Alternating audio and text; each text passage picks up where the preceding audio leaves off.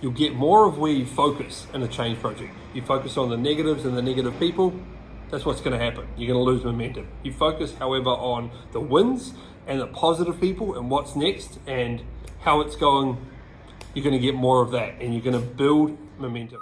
6 deadly sins of agile implementations. Today we'll talk about failing to scale the rollout while momentum is present. So whenever there's a new change project, there's always a lot of excitement in the air.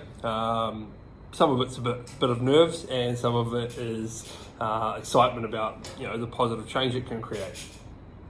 What can happen though is it's easy to get hamstrung by the hurdles that come up, and to be so worried about too much change at once, or all these sort of things, that you slow down and do this very sort of gently approach, and you end up breaking down all of the steps into very small pieces that slowly get rolled out. And of course the momentum starts to drop, the enthusiasm in the project starts to drop, because you're not getting any of the actual wins of the change in early enough for people to get excited about it.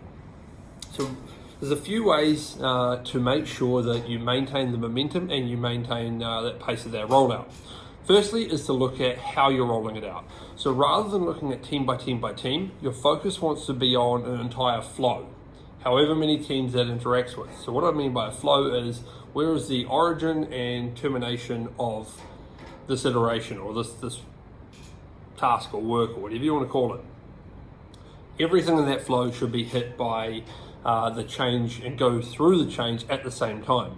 Now, while focusing on that flow, you also want the rest of the organization, the flows around it, teams around them, to be part of it. You don't want to say, oh no, just you back off and wait your turn.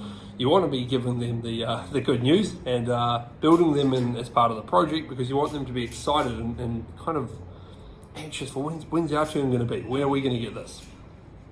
So you want to focus on this flow. You want to include everybody in that flow in the actual change, but you want to include everybody around them in the ideas that are going on during this change.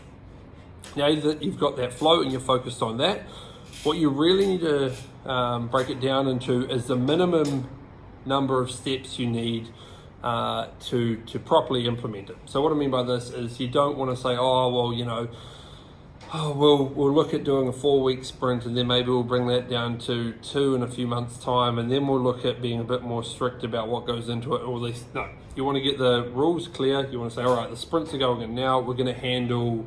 You might also be introducing design sprints. You might say that's next. Right now we've got execution sprints. They're going in. They're going to have these rules attached to them. They're going to be this long. Here we go.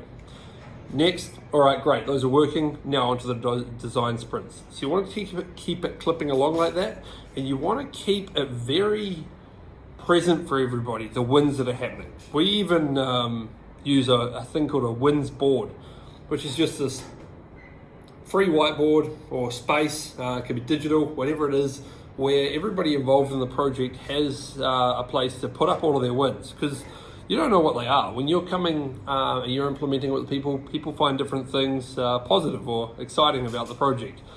So all sorts of things go up on there. Oh, I don't have to do this anymore. Or, oh, our meetings run on time now. Might be the kind of things that people put up on this wins board.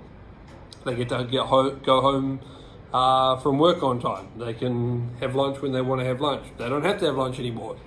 Whatever it is. They can put it on this wins board.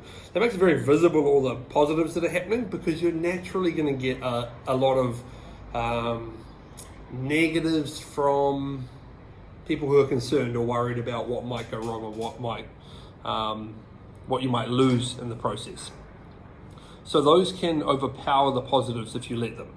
You need to make sure the positives are negative. Now, you're not ignoring the positives are present. You're not ignoring the negatives. You absolutely want to handle them appropriately, but you don't want to end up spending all of your time focusing on the negatives and then all the positives disappear.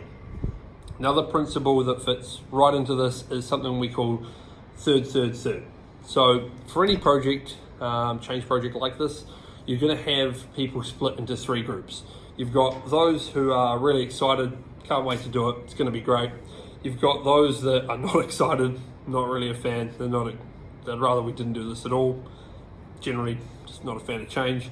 And then you got the people in the middle that aren't really sure. They're like, yeah, well, we've seen things like this before, but they haven't worked, or whatever. No, they'll see which way the wind blows.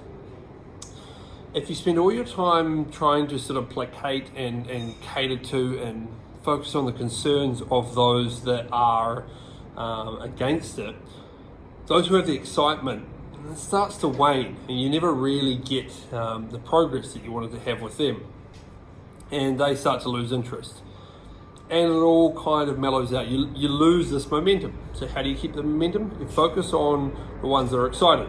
As they start to get more and more benefits from it, and they're getting more and more excited about it, what they're going to do is they're going to drag up that middle section of the people who are waiting to see where it's going to go, what's going to happen, is it going to be worth it? Those people start to drag into the, oh yeah, it's actually looking pretty good, I might get in on this actually.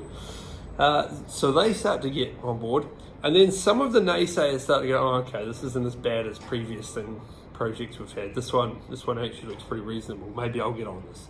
And you're always going to have, the odd negative person at the end there.